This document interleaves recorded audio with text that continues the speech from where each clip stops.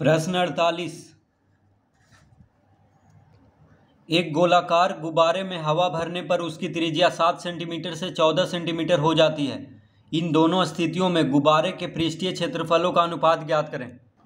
तो यहाँ पे हम लिखेंगे गोलाकार गुब्बारे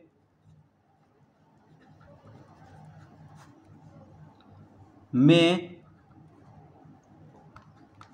हवा भरने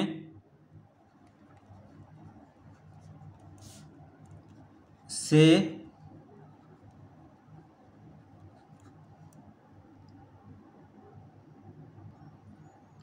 पहले की त्रिज्या, तो त्रिज्या को r से लिखते हैं तो कितना है 7 सेंटीमीटर। तो गुब्बारे में हवा भरने के पहले जो गुब्बारे का त्रिज्या है वो कितना है 7 सेंटीमीटर है और हवा भरने के बाद हो जाता है 14 सेंटीमीटर। ठीक है, तो दोनों स्थितियों में गुब्बारे के पृष्ठीय क्षेत्रफलों का अनुपात पूछ रहा है। तो पहले हम इसका पृष्ठीय क्षेत्रफल ज्ञात कर लेते हैं। पृष्ठीय क्षेत्रफल, अब देखिए गोलाकार गुब्बारे हैं यानी गुब्बारे जो है गोला के जैसा है, तो गोला का पृष्ठीय क्षेत्रफल का सूत्र होता है 4 पाई r स्क्वायर। गोला का पृष्ठीय क्षेत्रफल का सूत्र क्या होता है 4 पाई r स्क्वायर। तो यहाँ पे गोला का सूत्र लगाएंगे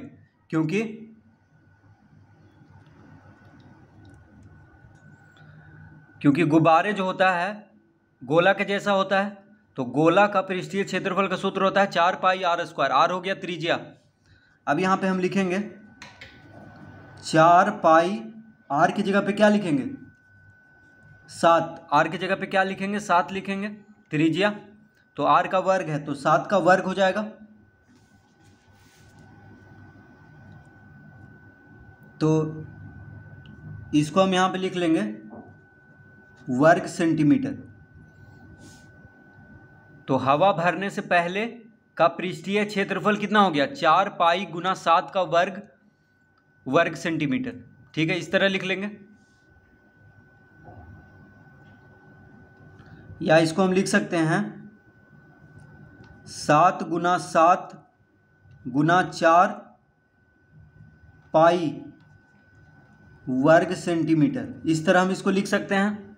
देखिए 7 का वर्ग है तो 7 गुना 7 लिख लेंगे, 7 गुना 7 गुना और इसको 4 पाई, यानी 7 गुना 7 गुना 4 पाई वर्ग सेंटीमीटर, इस तरह हम इसको लिख लेंगे। अब लिखेंगे हवा भरने के बाद की त्रिज्या,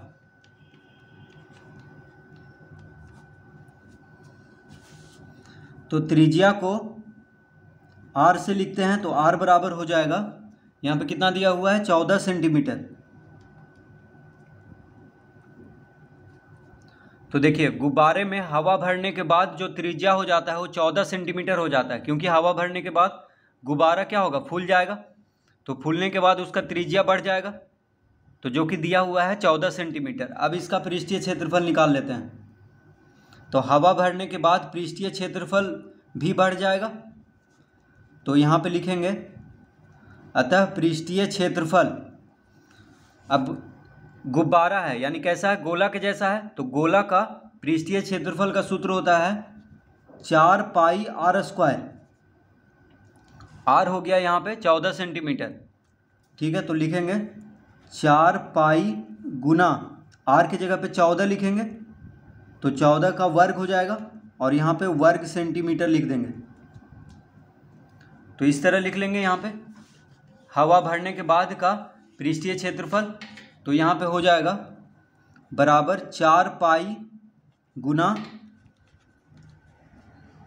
या इसको हम इस तरह लिख सकते हैं, देखिए 14 गुना 14 गुना 4 पाई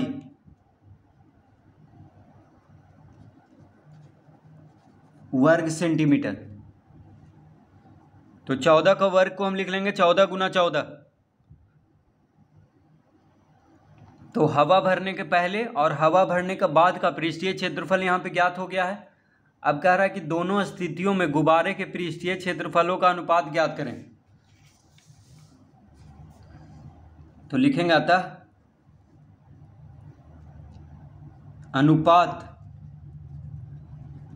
अनुपात बराबर हो जाएगा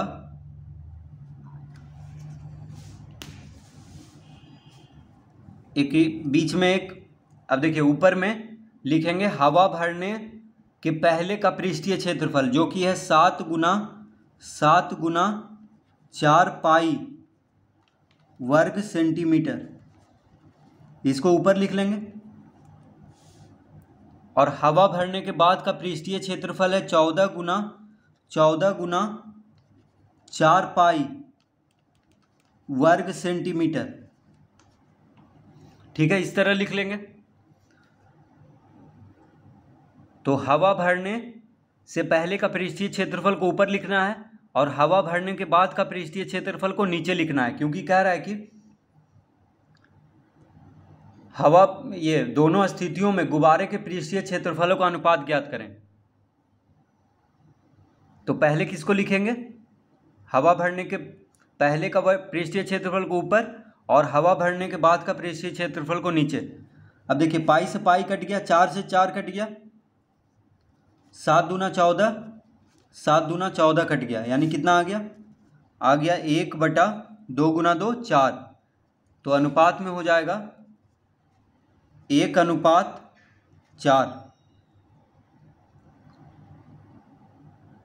तो दोनों स्थितियों में गुब्बारे के पृष्ठीय क्षेत्रफलों का अनुपात हो जाएगा 1:4।